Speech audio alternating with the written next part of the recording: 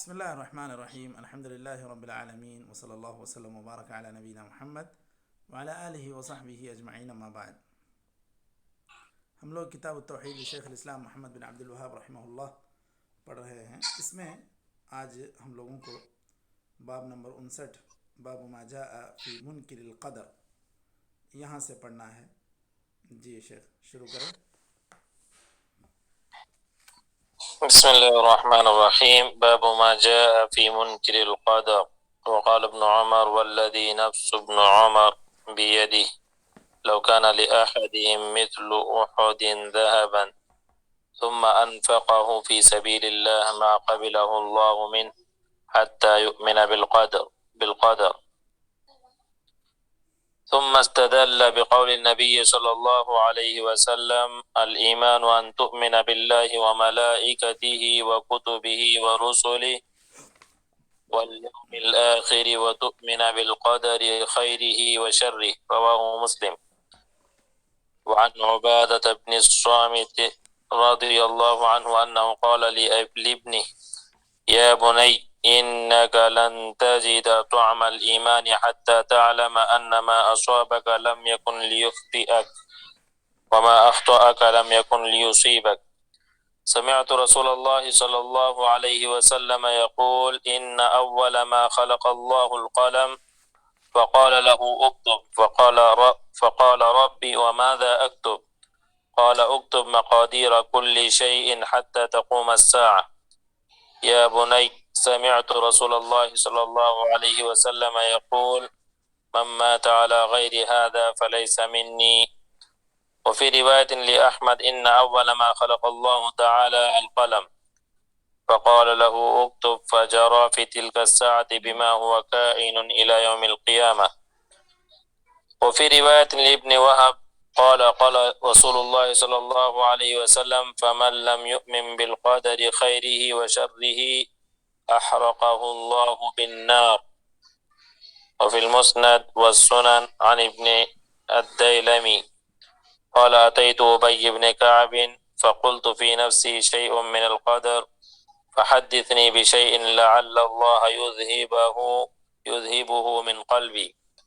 فقال لو أنفقت مثل أحد ذهبا ما قبله الله منك حتى تؤمن بالقدر وتعلم أن ما أصابك لم يكن ليخطئك وما أخطأك لم يكن ليصيبك ولو مت على غير هذا لكنت من أهل النار. قال فأتيت عبد الله بن مسعود وحذيفة بن اليمان وزيد بن ثابت وكلهم حدثني بمثل ذلك عن النبي صلى الله عليه وسلم. هذا حديث صحيح رواه الحاكم في صحيحه. فيه مسائل: الأولى بيان فرض الإيمان بالقدر، الثانية بيان كيفية الإيمان به، الثالثة إحباط عمل من لم يؤمن به، الرابع الإخبار بأن أحدا لا يجد طعم الإيمان حتى يؤمن به، الخامسة ذكر أول ما خلق الله، السادسة أنه جرى بالمقادير في تلك الساعة إلى قيام الساعة، السابعة براءته صلى الله عليه وسلم ممن لم يؤمن به، الثامنة عادة السلف في إزالة الشبهة بسؤال العلماء، التاسع أن العلماء أجابوه بما يزيل شبهته وذلك أنهم نسبوا الكلام إلى رسول الله صلى الله عليه وسلم فقط. چلیے ٹھیک ہے۔ بسم اللہ الرحمن الرحیم الحمد للہ رب العالمین وصلی اللہ وسلم وبارک علی نبینا محمد وعلی آلہ وصحبہ اجمعین اما بعد۔ ہم لوگ کتاب التوحید شیخ الاسلام محمد بن عبد الوہاب رحمہ اللہ پڑھ رہے ہیں۔ اس میں آج باب نمبر 59 ہم لوگ پڑھ رہے ہیں، باب ما جاء فی منکر القدر۔ یہ باب ان لوگوں کے بیان میں جو تقدیر کا انکار کرتے ہیں۔ تقدیر کے تعلق سے جیسا کہ ہمارے لیے کئی احادیث میں یہ بات گزر چکی ہے کہ تقدیر ایمان کا چھٹا رکن ہے۔ یہاں بھی جو حدیث حضرت ابن عمر رضی اللہ عنہ نے بیان کی ہے اس کے اندر بھی آپ دیکھیں گے کہ اللہ کے رسول صلی اللہ علیہ وسلم نے الایمان ان تؤمن باللہ وملائکتہ وکتبہ ورسلہ والیوم الآخر، یہاں تک جو 5 باتیں ہیں ایک ہی ایمان کے ساتھ ذکر کیا۔ پھر جب قدر کی بات آئی وتؤمن بالقدر خیرہ وشرہ، مزید اہمیت کے لیے ایمان کے لفظ کی تکرار کی گئی۔ یہاں پر جو تقدیر کا مسئلہ ہے یہ اتنا اہم مسئلہ ہے کہ اسی کے لیے یہاں پر ایمان کے لفظ کو دہرایا گیا، تکرار کیا گیا۔ دیکھیے تقدیر کا جو معاملہ ہے یہ ایمان کے ارکان میں سے ایک رکن ہے۔ جو آدمی صراحت کے ساتھ اس بات کا انکار کرتا ہے کہ میں تقدیر پر ایمان نہیں رکھتا اور تقدیر وقدیر کو میں نہیں مانتا، تقدیر کوئی چیز ہی نہیں ہے، تو یہ صراحت کے ساتھ جو لوگ انکار کرتے ہیں ان کو غلاة القدریہ کہتے ہیں۔ وہ لوگ جو بالکل غلو کر گئے ہیں، تقدیر کو مانتے ہی نہیں ہیں، تو پھر ان کو بعض اہل علم نے ان کو کافر بتلایا کیونکہ یہ پوری طرح انکار کر رہے ہیں۔ وہیں کچھ لوگ ایسے ہیں جو تقدیر میں تاویل کرتے ہیں، کہیں کہتے ہیں کہ یہ جو انسان کرتا ہے وہ اپنے اختیار سے کرتا ہے یا وہ مسیر ہے۔ مسیر یعنی بالکل اللہ تعالیٰ کی طرف سے چلا دیا گیا، اب وہ ایک طرح سے مجبور ہے اور وہی کر رہا ہے جو اللہ تعالیٰ نے لکھ دیا ہے اور اس میں اس کا انسان کا کوئی اختیار نہیں۔ ایسا کچھ لوگ تعویل کرنے والے ہیں۔ تو اس طرح کی تعویلات جو کرتے ہیں ان کے تعلق سے اہل علم کا یہ خیال ہے کہ ان کو سمجھایا جانا چاہیے، ان کو موقع دیا جانا چاہیے کہ وہ لوگ سمجھیں، تعویل سے باز آئیں۔ اب یہاں پر جو تقدیر میں جو لوگ گمراہ ہوئے ہیں ان میں سے کچھ لوگ جبریہ ہیں جو یہ کہتے ہیں کہ انسان مجبور محض ہے۔ بالکل کہتے ہیں ایسا جیسا کہ ایک انسان کو ہاتھ پیر باندھ کر ڈال دیا گیا ہے کہیں، اس کے اختیار سے کوئی چیز ہوتی نہیں ہے۔ تو اسی طرح یہ تقدیر کا معاملہ بھی ہے۔ جبریہ کا یہ کہنا ہے کہ انسان کے ہاتھ میں کسی چیز کا کوئی اختیار نہیں۔ اگر انسان سیڑھی سے، جیسے کہ مثال کے طور پر ایک سیڑھی سے اتر رہا ہے تو وہ اترنا بھی ایک ہی ہے، چھت کے اوپر سے گرنا بھی ایک ہی ہے۔ یہ ان کا کہنا ہے کہ اللہ تعالیٰ نے لکھ دیا ہے تو پھر وہی برابر ہوتے جا رہا ہے، انسان کا اپنا کوئی اختیار نہیں۔ یہ جبریہ کہتے ہیں، جبریہ کا یہ خیال ہے۔ یہ خیال باطل ہے اس وجہ سے کہ ایک انسان کو جب اللہ تعالیٰ نے لکھا ہے تقدیر تو اس قدر مجبور نہیں کیا کہ وہ سیڑھی سے سنبھل کے اترے یا پھر چھت کے اوپر سے گر جائے۔ باقاعدہ اس کو اتنا اختیار ہے، اللہ تعالیٰ نے اس کو اتنے ہوش دیے ہیں کہ وہ بالکل کچھ سوچ سمجھ کر بول سکتا ہے، کچھ سوچ سمجھ کر کچھ کام بھی کر سکتا ہے۔ یہ اللہ تعالیٰ کی طرف سے اختیار دیا گیا ہے انسان کو۔ اب ایک عقل کے اعتبار سے بھی یہ چیز اس لیے مستحیل ہے کہ انسان کو مجبور محض اللہ تعالیٰ نے کر دیا ہو کہ دیکھیے جن لوگوں کا ایمان نہیں ہے وہ لوگ بھی یہ مانتے ہیں کہ اگر ایک انسان گناہ کا کام کرے گا تو اس کو مواخذہ کریں گے۔ جبریہ جس حساب سے کہتے ہیں کہ اگر ایک انسان گناہ بھی کرتا ہے تو اس کو مواخذہ نہیں ہونا چاہیے، کیوں؟ اس لیے کہ وہ مجبور محض ہے، وہ کر وہی رہا ہے جو اللہ تعالیٰ نے اس کے حق میں لکھ دیا ہے۔ جبکہ عقل یہ مانتی ہے اور جن لوگوں کا ایمان نہیں ہے وہ لوگ بھی یہ مانتے ہیں کہ اگر ایک انسان جرم کرے گا تو اس کے جرم کے پاداش میں اس کو سزا ہم لوگ دیں گے، کیونکہ یہ اس نے اپنے اختیار سے کیا تھا۔ تو یہ عقل کے اعتبار سے بھی ان کا جو خیال ہے وہ بالکل غلط ہے، نقل کے اعتبار سے تو غلط ہی ہے، اس لیے کہ اللہ تعالیٰ نے کہا اِنَّا هَدَيْنَاهُ السَّبِيلَ إِمَّا شَاكِرًا وَإِمَّا كَفُورًا، ہم نے انسان کو راہ دکھلائی، وہ چاہے تو جو ہے شکر گزار بنے یا تو ناشکری کرے۔ اور کچھ لوگ ہیں جہمیہ، وہ یہ کہتے ہیں کہ اللہ تعالیٰ تقدیر لکھا وکھا کچھ نہیں، یہ ان کا خیال ہے کہ اللہ تعالیٰ نے جو ذکر کیا اس سے پہلے جو اب حدیثوں میں یہاں پر ذکر ہے خود کتاب التوحید میں کہ اللہ تعالیٰ نے 50,000 سال پہلے کائنات کی تخلیق سے 50,000 سال پہلے اللہ تعالیٰ نے ساری چیزیں لکھ دیں، قلم کو حکم ہوا کہ وہ لکھے جب اس نے پوچھا اللہ میں کیا لکھوں، تو اللہ نے کہا کہ جو کچھ قیامت تک ہونے والا ہے سب کچھ لکھ دو۔ تو یہ لکھنے کا ثبوت قرآن و سنت سے ہے۔ قدریہ جہمیہ یہ نہیں مانتے کہ لکھا گیا ہو، اللہ تعالیٰ نے کوئی چیز لکھی نہیں تقدیر کی۔ اسی طرح وہ یہ بھی کہتے ہیں کہ اللہ تعالیٰ کو علم بھی نہیں ہے، یعنی کہ جب ہم جیسے مثال کے طور پر اب ہم کسی کو ایک تھپڑ مارتے ہیں تو ہمارے تھپڑ مارنے کے بعد اللہ تعالیٰ کو اس بات کا علم ہوتا ہے کہ فلاں انسان نے فلاں کو ناحق تھپڑ مارا ہے۔ یہ خیال ان کا کہ اللہ تعالیٰ کا علم سابق نہیں ہے، اللہ تعالیٰ کو پہلے سے اس چیز کا علم نہیں ہے، یہ کہتے ہیں۔ جبکہ اہل سنت کا ان دونوں کے درمیان جو صحیح عقیدہ ہے وہ یہ کہ تقدیر کے 4 مراتب ہیں۔ سب سے پہلے یہ العلم، اللہ تعالیٰ نے ہر چیز کو جانا، اللہ تعالیٰ ہر چیز کو جانتا ہے۔ اللہ تعالیٰ کا علم سابق ہے، یعنی ہمیشہ سے ہے، ہمیشہ رہے گا۔ اور الکتابہ، اللہ تعالیٰ چونکہ جانتا ہے اسی لیے اللہ تعالیٰ نے قلم کے ذریعے سے اس کو لکھ کر بھی محفوظ کیا۔ اور العلم ہو گیا، الکتابہ ہو گیا، المشیئہ، اللہ تعالیٰ چاہتا تھا، وما تشاءون الا ان یشاء اللہ، اللہ تعالیٰ چاہتا ہے تبھی یہ سارے کام دنیا میں ہوتے ہیں۔ بس اب یہ کہ ایک تو اللہ تعالیٰ کسی چیز کے ارادہ شرعیہ ہے، ایک ارادہ کونی ہے، اللہ تعالیٰ کسی چیز کو پسند کرتا ہے، اور ایک یہ ہے کہ اللہ تعالیٰ اپنے تقدیر کے فیصلے کے اعتبار سے اس چیز کو یہاں پر ہونے کا مقدر کر دیا ہے۔ تو مشیت بھی ہے اللہ تعالیٰ کی، یہاں کائنات میں وہی ہوتا ہے جو اللہ چاہتا ہے۔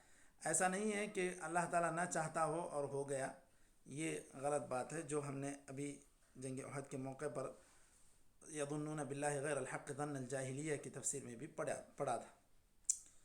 اور آخری چیز ہے الخلق، کہ یہ جو بھی کام ہوتے ہیں یہ اللہ تعالیٰ اس کو ایک شکل دیتا ہے، تکوین اللہ تعالیٰ کی طرف سے یہ ساری چیزیں خلق ہوتی ہیں۔ اللہ خالق کل شیء وهو علی کل شیء وکیل، ہر انسان کو، ہر جانور کو، ساری چیزوں کا اللہ تعالیٰ نے ہی پیدا کیا۔ اب اہل سنت والجماعت یہ مانتے ہیں کہ انسان نہ پوری طرح مجبور محض ہے کہ اب انسان نماز پڑھنے کے لیے جانا چاہے تو بھی نہیں جا سکتا، ایسا نہیں۔ اللہ تعالیٰ نے اختیار دیا، اب چاہے تو آپ فجر میں سو بھی سکتے ہیں، چاہے تو جا بھی سکتے ہیں، لیکن اگر اٹھ کر جاتے ہیں تو پھر یہ اللہ تعالیٰ نے آپ کے پاس اختیار دیا ہے۔ اگر آپ پڑھ کے سوتے ہیں تو یہ بھی آپ کو اختیار ہے۔ تو یہاں یہ کہنا کہ یہ انسان مجبور محض ہے، یہ غلط ہے۔ اللہ کے رسول صلی اللہ علیہ وسلم ایک مرتبہ قبر کے پاس بیٹھے ہوئے تھے، آپ صلی اللہ علیہ وسلم کے ہاتھ میں ایک لکڑی تھی، آپ صلی اللہ علیہ وسلم کسی چیز کو جیسے کھرید رہے ہیں، آپ صلی اللہ علیہ وسلم نے کہا دیکھو ما منکم من احد الا ومقعده مکتوب فی الجنۃ والنار، اس طرح کے الفاظ ہیں، میں الفاظ میں شاید کچھ تبدیلی کر رہا ہوں، لیکن اس کا مفہوم یہی ہے کہ آپ صلی اللہ علیہ وسلم نے فرمایا دیکھو تم میں سے ہر ایک کی جگہ جنت یا جہنم میں لکھ دی گئی۔ تو صحابہ نے کہا اللہ کے رسول اگر ایسی بات ہے تو پھر ہم خاموش کیوں نہ بیٹھیں، جو ہمارا مکتوب ہے اسی پر ہم بھروسہ کر کے بیٹھ جاتے ہیں۔ آپ صلی اللہ علیہ وسلم نے کہا لا اعملوا، تم لوگ عمل کرو، فکل میسر لما خلق لہ، جس کے لیے جو انسان پیدا کیا گیا اللہ تعالیٰ اس کے لیے وہ کام آسان کرے گا۔ اب جو اللہ تعالیٰ نے کہا فَأَمَّا مَنْ أَعْطَى وَاتَّقَى وَصَدَّقَ بِالْحُسْنَى، جو آدمی تقوی اختیار کرے گا، صدقہ کرے گا تو اللہ تعالیٰ اس کے لیے نیکی کے کام کو آسان کرے گا۔ جو آدمی برائی کرے گا، بخیلی کرے گا، تو آخرت کے دن کی تکذیب کرے گا تو اللہ تعالیٰ اس کے لیے معاملے کو مشکل کرے گا۔ یہ بات اللہ تعالیٰ نے کہی۔ اب اس سے یہ پتہ چلتا ہے کہ انسان سے مطلوب عمل ہے، تقدیر پر بھروسہ کر کے بیٹھنا یہ انسان کا مطلوب نہیں، کیونکہ جب صحابہ نے پوچھا کہ کیا ہم بیٹھ جائیں بھروسہ کر کے، تو آپ صلی اللہ علیہ وسلم نے کہا نہیں بیٹھنا ہے۔ اور سلف کا قول ہے کہ القدر سر من اسرار اللہ، تقدیر یہ تو اللہ تعالیٰ کا ایک راز ہے۔ اب یہ راز جب کسی کو معلوم ہی نہیں ہے کہ ہمارے تعلق سے اللہ تعالیٰ نے کیا لکھا ہے، تو پھر ہمیں تو وہی کرنا ہے جو اللہ تعالیٰ کی طرف سے ہم کو حکم ہے۔ اب ایک انسان اگر یہ کہے، اب خاص طور پر جو عاصی اپنے عصیان کے لیے یہ دلیل نہیں لے سکتا کہ میں نافرمانی کیا ہوں تو یہ میری تقدیر میں لکھا ہوا ہے، کیونکہ نافرمانی اللہ تعالیٰ آپ کے اس میں لکھا ہے تو یہ آپ کے ارادے سے آپ کے کرنے کا انجام لکھا ہے۔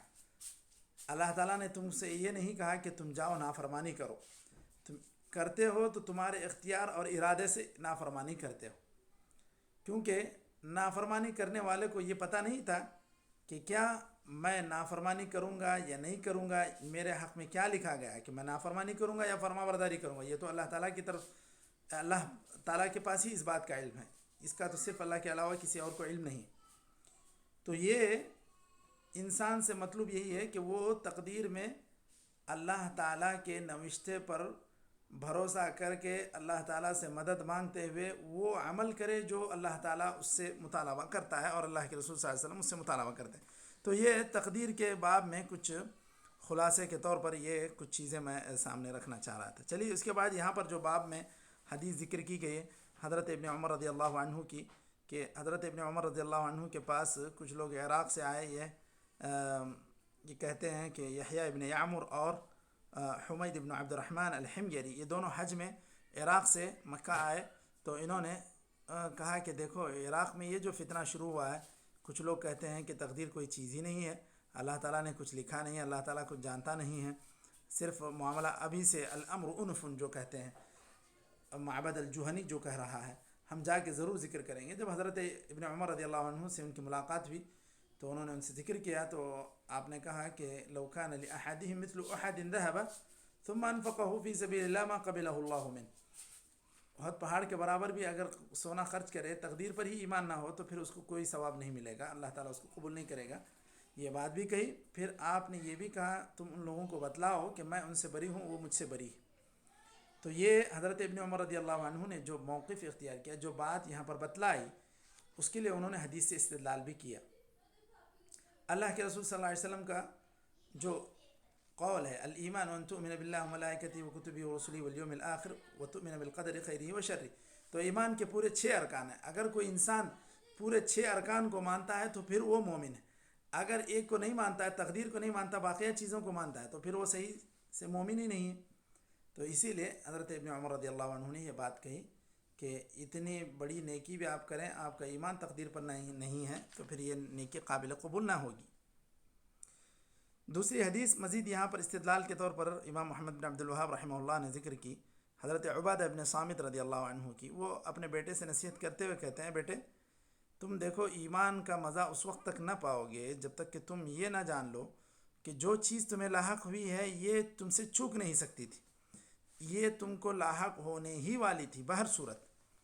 اسی طرح جو چیز تم کو چوک گئی وہ تم کو کبھی ملنے والی نہیں تھی، یہ بات بھی تمہیں یاد رکھنا چاہیے۔ پھر انہوں نے ذکر کیا کہ میں نے اللہ کے رسول صلی اللہ علیہ وسلم کو یہ بات کہتے ہوئے سنا، ان اول ما خلق اللہ القلم، کہ اللہ تعالیٰ نے سب سے پہلے قلم کو پیدا کیا، پھر اللہ تعالیٰ نے اس سے کہا کہ تم لکھو۔ قلم نے پوچھا اللہ میں کیا لکھوں؟ کہا کہ سارے کائنات کی تقدیر لکھو جو بھی قیامت تک ہونے والا ہے۔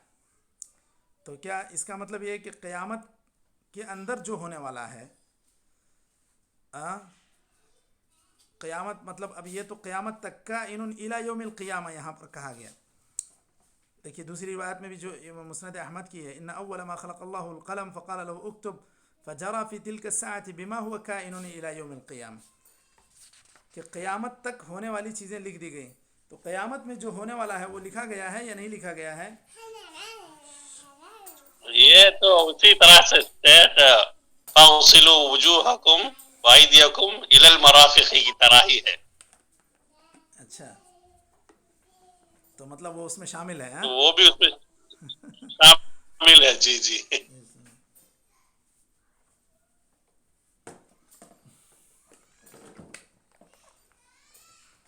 جی اور کوئی جواب مشائخ؟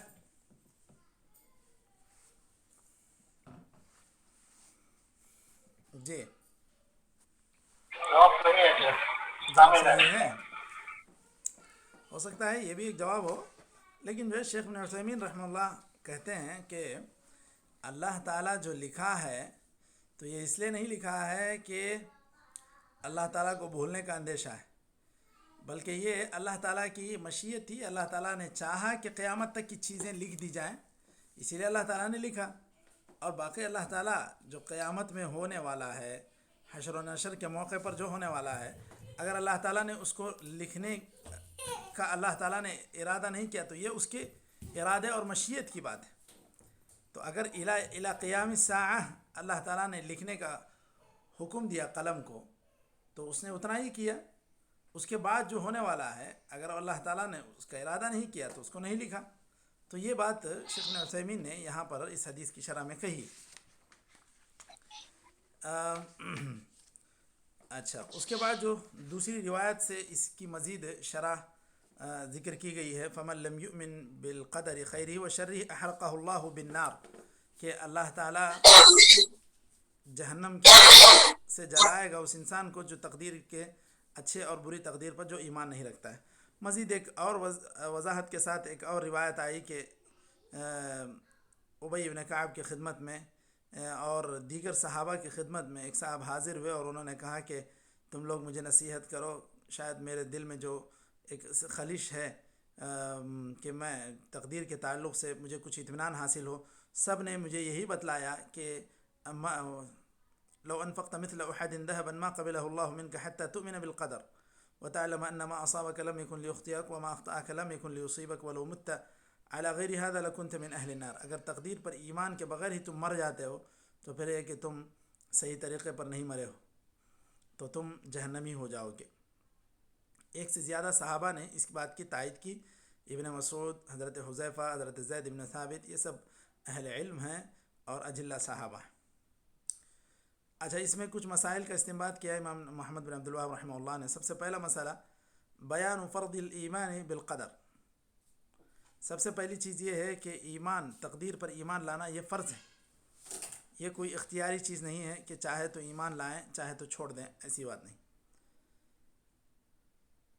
ثانیہ بیان کیفیت الایمان، یہ چیز بھی بیان کی گئی ہے کہ کس طرح ایمان لانا ہے. یہ ساری چیزوں کو تسلیم کرنا ہے کہ انسان کو جو بھی لاحق ہوا ہے وہ اس کی تقدیر میں لکھا گیا تھا، وہی لاحق ہوا. جو نہیں ملا تو یوں سمجھے کہ اس کی تقدیر میں نہیں لکھا گیا تھا اسی لیے نہیں ملا.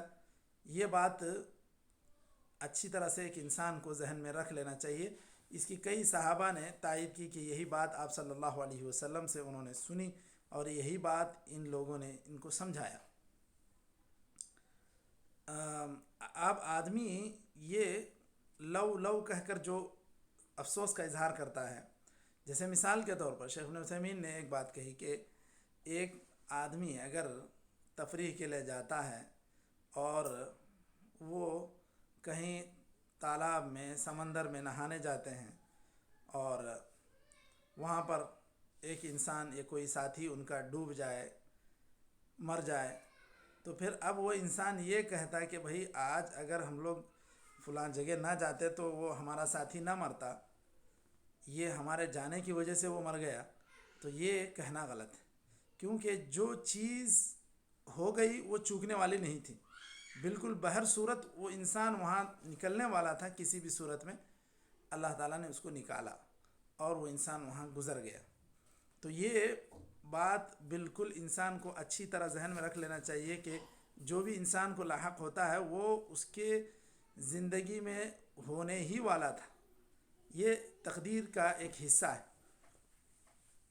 پھر تیسری بات یہاں پر یہ کہی کہ احباط عمل من لم یؤمن به، جو آدمی اگر اس طرح تقدیر پر ایمان نہیں لائے گا تو وہ کتنا بھی نیک عمل کرے اس کی نیکی قابل قبول نہ ہوگی. احباط عمل من لم یؤمن به، جو لوگ تقدیر پر ایمان نہیں لائیں گے ان کے اعمال اکارت ہو جائیں گے، برباد ہو جائیں گے. چوتھی چیز یا چوتھا مسئلہ یہ بیان کیا گیا ہے الاخبار ان احدا لا یجد طعم الایمان حتى یؤمن به. انسان جب تک اس تقدیر پر ایمان نہیں رکھے گا اس وقت تک ایمان کا صحیح مزہ وہ محسوس نہیں کرے گا، ایمان کی مٹھاس محسوس نہیں کرے گا. الخامس ذکر اول ما خلق اللہ، سب سے پہلے جس چیز کو اللہ تعالیٰ نے پیدا کیا اس کا یہاں پر ذکر ہے، وہ ہے قلم. قلم کو اللہ تعالیٰ نے پیدا کیا. بعض لوگ ایسے کہتے ہیں کہ اللہ کے رسول صلی اللہ علیہ وسلم کا نور پیدا کیا گیا پھر اس کے بعد کائنات کی تخلیق ہوئی. یہ سب کوئی بات نہیں ہے. یہاں پر جو حدیث سے صحیح بات ثابت ہے کہ اللہ تعالیٰ نے سب سے پہلے قلم کو پیدا کیا، پھر اس کے بعد اللہ تعالیٰ نے قلم کو حکم دیا، وہ ساری چیزوں کو لکھا۔ اس کے بعد 7واں مسئلہ انہ جرى بالمقادیر فی تلک الساعة الى قیام الساعة، قیامت تک ہونے والی ساری چیزوں کو اللہ تعالیٰ نے اس کو لکھنے کے لیے کہا اور لکھ دیا۔ 7ویں چیز براءتہ صلی اللہ علیہ وسلم ممن لم یؤمن بہ، جو لوگ تقدیر پر ایمان نہیں لاتے اللہ کے رسول صلی اللہ علیہ وسلم ان سے بری ہیں، اس وجہ سے کہ وہ لوگ مومن ہی نہیں ہیں۔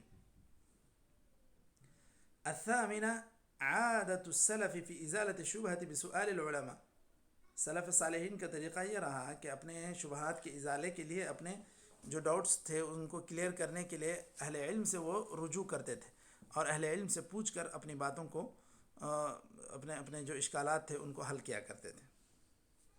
9واں اور آخری مسئلہ اس کے اندر یہ بیان کیا گیا ان العلماء اجابوہ بما یزیل الشبہۃ، علماء نے ان کے شبہات کا ازالہ کیا اور پھر اس کو اللہ کے رسول صلی اللہ علیہ وسلم کی طرف منسوب کیا۔ صرف اپنی عقل سے یا اپنی فکر سے انہوں نے جواب نہیں دیا، بلکہ اس کو اللہ کے رسول صلی اللہ علیہ وسلم کی طرف منسوب کیا، تو مطلب یہ کہ احادیث کی روشنی میں ان مسائل کا انہوں نے جواب دیا۔ تو یہ کچھ آج منکری القدر، تقدیر کا انکار کرنے والوں کے تعلق سے ایک باب جو امام محمد بن عبد الوہاب رحمہ اللہ نے اس میں باندھا تھا، اس تعلق سے یہ گفتگو آج کی مکمل ہوئی۔ تو یہاں تک آج ہم لوگ رک جاتے ہیں۔ نکتفی بہذا القدر وصلی اللہ وسلم وبارک علی نبینا محمد وعلی آلہ وصحبہ اجمعین۔